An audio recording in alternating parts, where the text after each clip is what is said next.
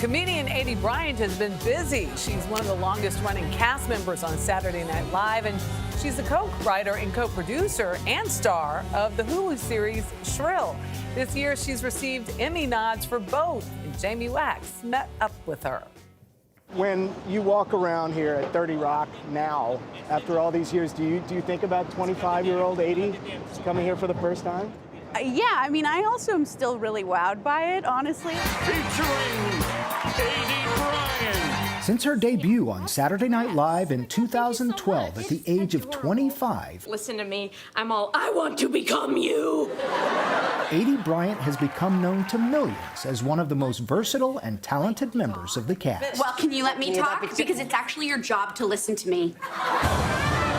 What's the pressure like when you're featured to move up into recurring? It's more just overwhelming to be there. At least for me, I felt less oh, I want to move up, and more, I just want to stay. I don't want to get fired. But we should watch SNL thinking these people are terrified most of the time. Maybe the younger ones. I'm not terrified. Now I'm like, this is my house. My name is Tonker Bill. But her ascent to that lofty position had a grounded beginning in Phoenix, Arizona. I feel like I had a really fun childhood because my parents are both very funny, and I really loved doing theater from an early age. And I think it gave me a lot of confidence, I guess, because I got reactions from the audience, and then I was like, I want more of that. I don't know how to do this. I'm nervous, I guess. I'm hot, sticky, gooey, and I'm ready to pop. And there was one particular style of performing that drew her in above all the others. I weirdly kind of ended up in this group of theater kids that they had an improv kind of unit. And it really was kind of my first try at writing, but it was improv, and that to me was oh, I'm in control, I want that. So seeking more of that creative control, she set out for college in Chicago, the heart of the improv and sketch world. I never really knew where it would lead as much as I just loved it. And then I started to see Second City as a place where it's oh, it could be a job, a real job where you write and produce and make something. And that was when I was really oh, I want to do this for real. I fell in a little ball at the bottom and I just kept rolling and rolling and rolling. That meant auditioning for one of the longest running programs in television. You've got this tiny little time in front of, a comedy legend who's going to judge you. It's horrible. I mean, it was the single probably most exciting time of my life, but also probably the scariest. I felt an awareness, and this was true, that my life would change if I got this.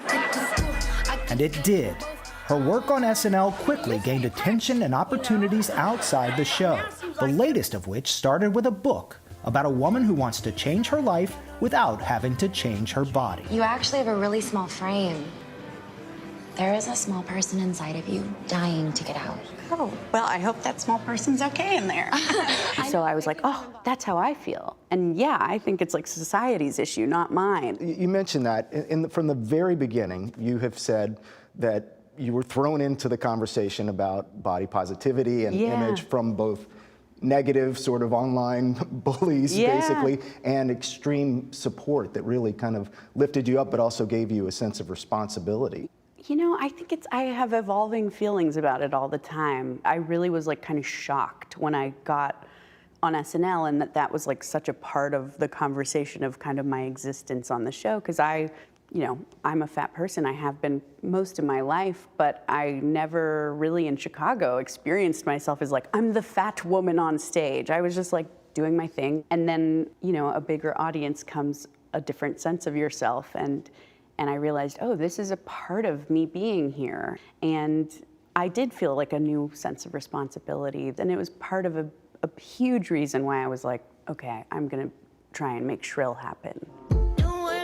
Shrill became a series on Hulu, with Bryant serving as both star and executive producer. And I'm just trying to go to work and do my job, and you're calling me a pig every day? One scene that gained attention had Bryant's character confronting a man who had been ruthlessly bullying her online.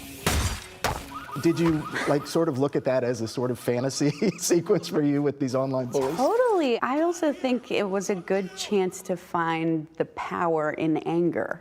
Rather than, and I think women feel this way a lot, where it's like, anger's ugly. You should cry. Crying is beautiful, but anger is like a thing that a lot of women feel they don't have permission to use. And for me, it's been a big, good thing to try on, you know, because I certainly have people-pleasing tendencies, and I think it's, for the show to give me that has really like changed my life for sure. I just think that maybe I could have a leadership position. Shrill recently completed its third and final season. Her work on both her shows puts Bryant in the extremely rare position of being nominated for 2 Primetime Emmy Awards in separate performing categories: Outstanding Lead Actress in a Comedy Series for Shrill and Outstanding Supporting Actress in a Comedy Series for SNL. I'm honored to be nominated for an Emmy, and I'm thrilled to have been able to do all these fancy things. But it also gives me a strong sense that, like, if I want to pull the ripcord and go and be a teacher or, you know, something else, I'll feel very fulfilled by that too. And it actually allows me to, like, be free and be bolder and not be so beholden to, like, the industry or the accolades, because I feel really tethered by my family and my relationships and my friends too, yeah. I'm very content. Oh, do you like that? For CBS This Morning Saturday, Jamie Wax, New York. Pull the ripcord and go. She is hilarious, but so thoughtful as well. Yes. That comment about anger, really profound insight. Yes, it was. All right, we're cheering for you.